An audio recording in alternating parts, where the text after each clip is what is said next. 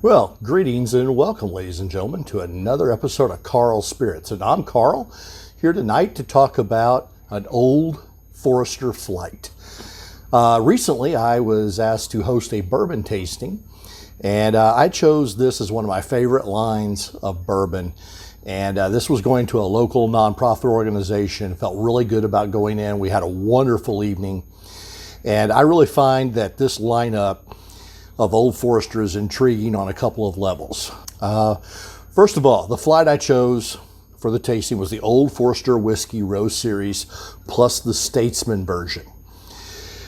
One of the things I really enjoy about this lineup is the fact that every single bottle, all five of them, or four of them at least, mark a specific point or highlight in history of either Brown-Forman, the parent company of Old Forester, or of bourbon itself.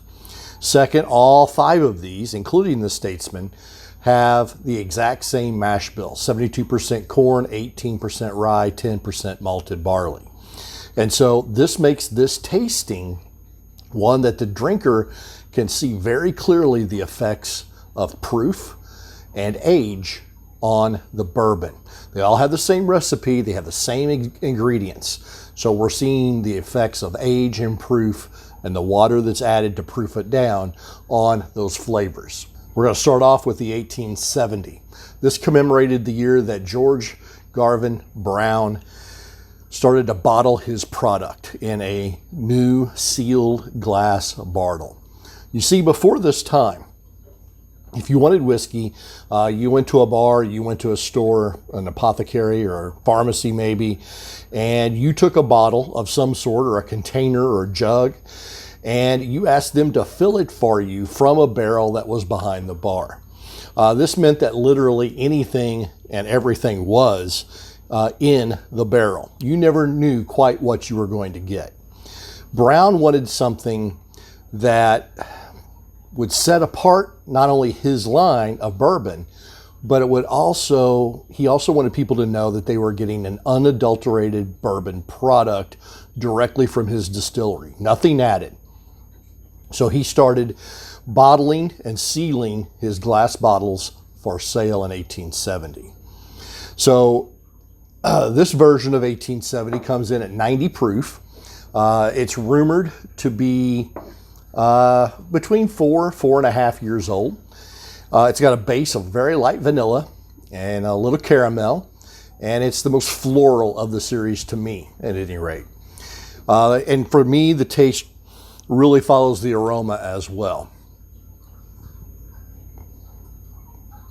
Still a very good bourbon, but at the event that I hosted, this came in least favorite, or at least tied for least favorite of the five series.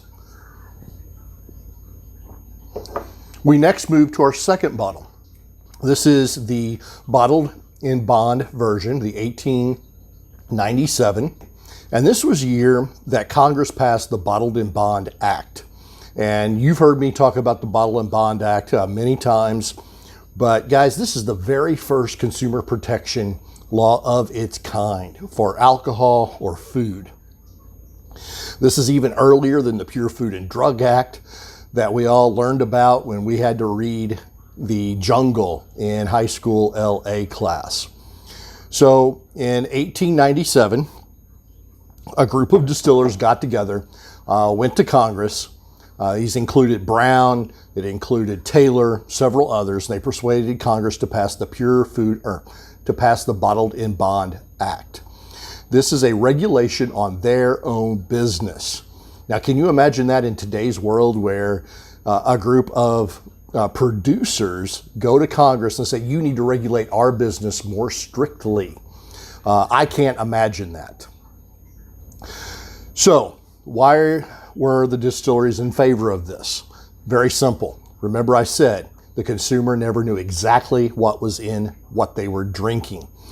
There were a group of people called rectifiers. They would buy barrels of whiskey. They would add stuff to it to give it flavor and color.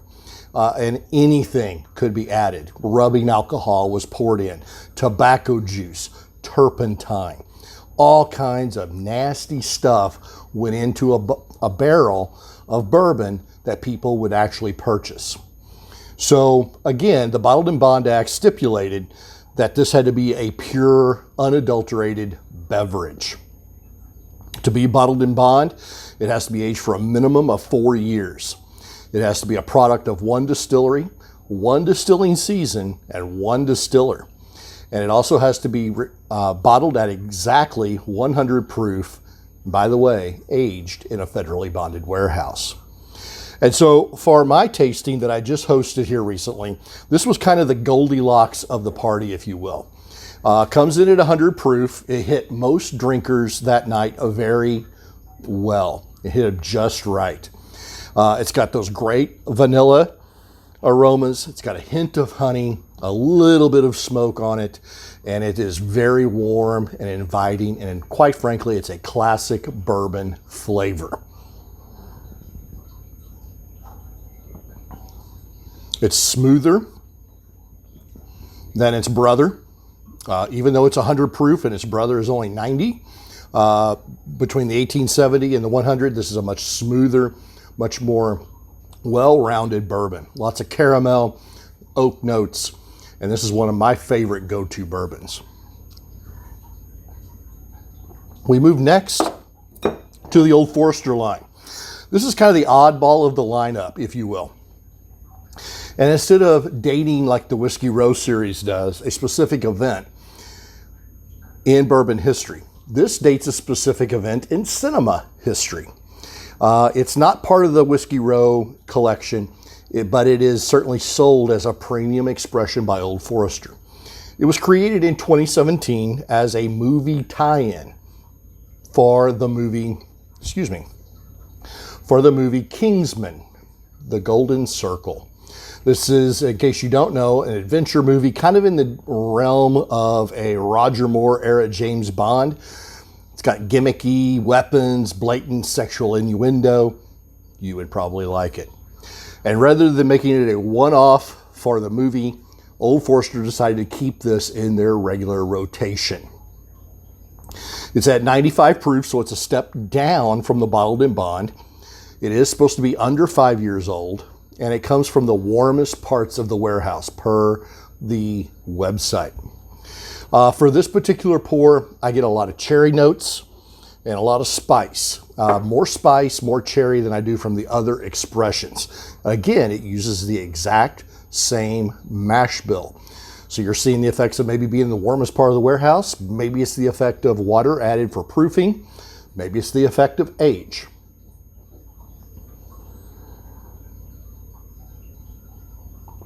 But as I drink this, quite frankly, it's my least favorite of the lineup. I get a note here that I am going to call cedar.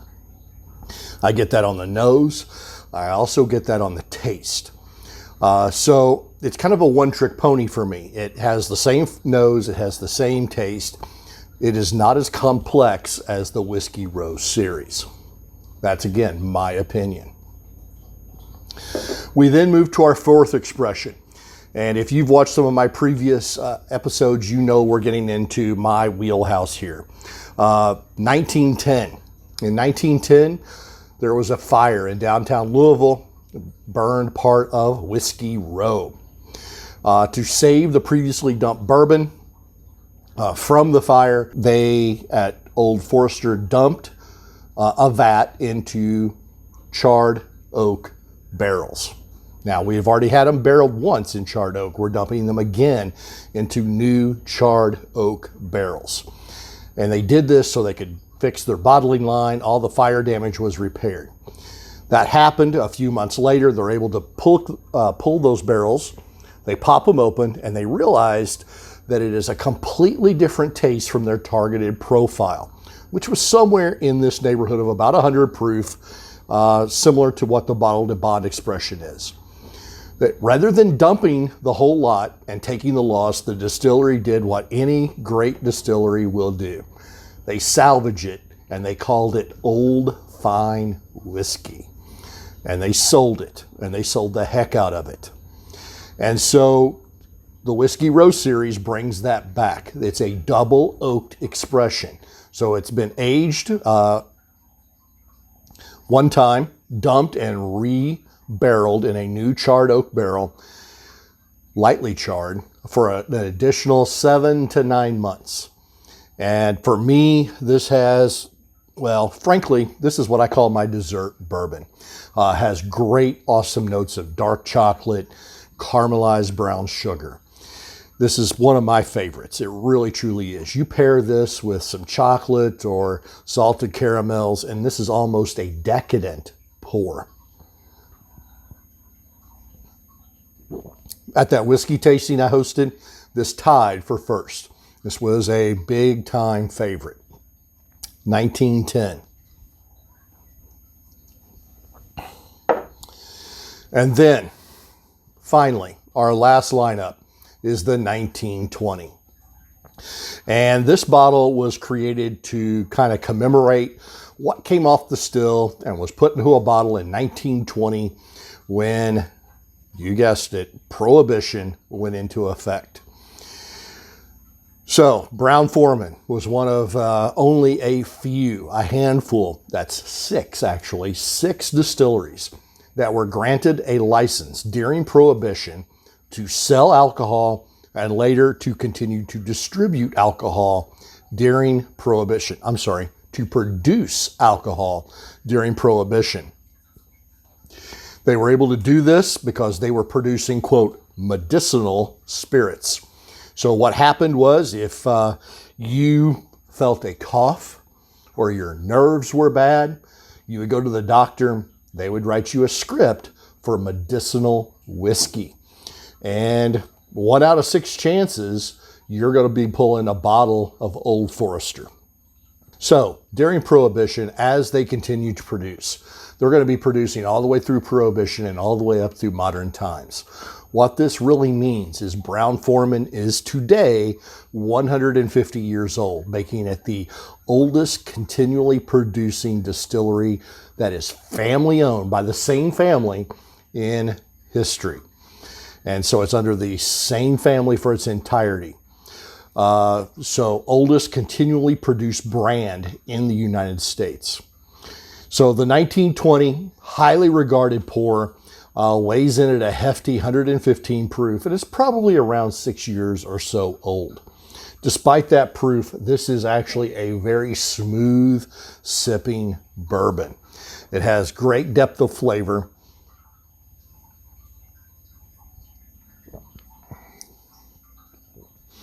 I really swear you do not pick up 115 proof here. Instead, you get great flavors of caramelized brown sugar, a little cherry, and my favorite, smoky leather. You get that smoky leather feel coming in here with just a touch of cinnamon and oak at the end to let you know that that proof is there, but very, very, very minimal alcohol burn. And this, at my tasting, tied with the 1910 as the group's favorite.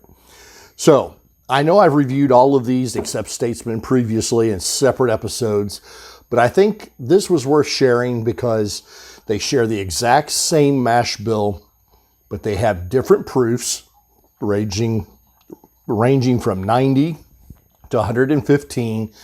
And I think this gives the bourbon drinker a really rare opportunity to compare the effects of that proofing with water added and age on a bourbon.